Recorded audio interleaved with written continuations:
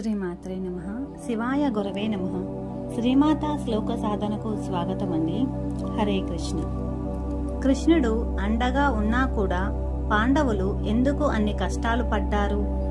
ద్రౌపది పిలిస్తే కాని కృష్ణుడు రాకూడదా? ధర్మరాజుని జూదానికి వెళ్లకుండా కృష్ణుడు ఆపి ఉండొచ్చు కదా?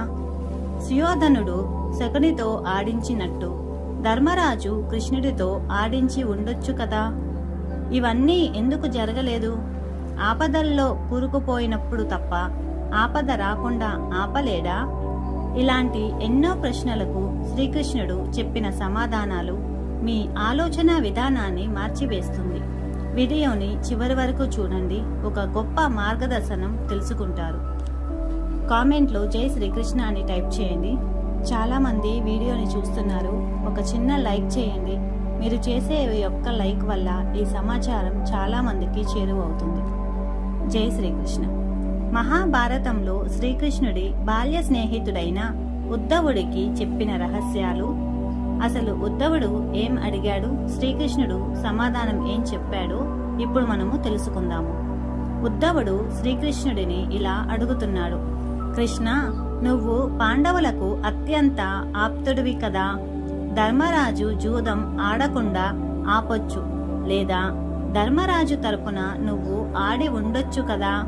కృష్ణుడు సమాధానము, ఉద్ధవా, గుర్తుపెట్టుకో, ఎప్పుడూ వివేకం ఉన్నవాడిదే గెలుపు. సుయోధనుడు వివేకవంతుడు, తనకి ఆట రాదు కనుక శకునితో ఆడించాడు. ధర్మరాజుకు ఆ వివేకం లేదు. ధర్మరాజు కూడా నన్ను ఆడమని అడిగి ఉంటే వేరేలా ఉండేది. కానీ అతను అలా చెయ్యలేదు. నేను అతను పిలుస్తాడని ఆ గుమ్మం ముందే ఎదురు చూస్తున్నాను. అతను పిలవలేదు సరికదా. నేను అటువైపు రాకూడదని ప్రార్థించాడు. అతని ప్రార్థన మన్నించి నేను వెళ్ళలేదు. మిగిలిన పాండవులు అందరూ ఓడిపోయినందుకు ధర్మరాజుని తిడుతున్నారే కాని నన్ను పిలవనే లేదు.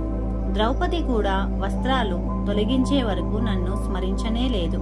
నన్ను పిలిచి ఉంటే రాకుండా ఉంటానా? ఉద్ధవుడు, అంటే తీవ్రమైన ఆపదల్లో కూరుకుపోయి పిలిస్తే కాని రావా?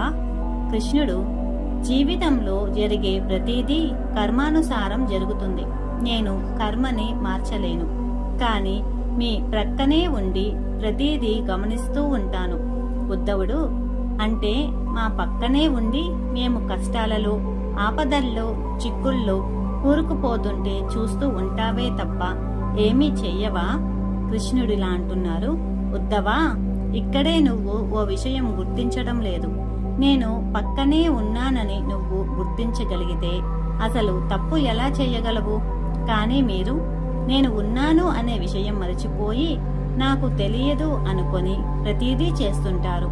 అందుకే ఇబ్బందుల్లో పడతారు. కృష్ణుడు నిత్యం మన పక్కనే ఉంటాడు అనే దృష్టి ఉంటే చాలు. ఆయన పక్కనే ఉన్నాడు, అన్నీ చూస్తున్నాడు అని గుర్తుంచుకుంటే మన జీవితం సాఫీగా సాగిపోతుంది. ఇదే ఉద్ధవుడికి శ్రీకృష్ణుడు చెప్పిన రహస్యం. ఈ సమాచారం మీకు నచ్చితే లైక్ చేయండి. కింద మీ అభిప్రాయాన్ని కామెంట్ చేయండి. కొత్తగా చూసే వాళ్ళు మన ఛానల్ని సబ్స్క్రైబ్ చేసుకోండి. శ్రీమాత్రే నమః. శివాయ గురవే నమః. సర్వం శ్రీ లలితార్పణమస్తు.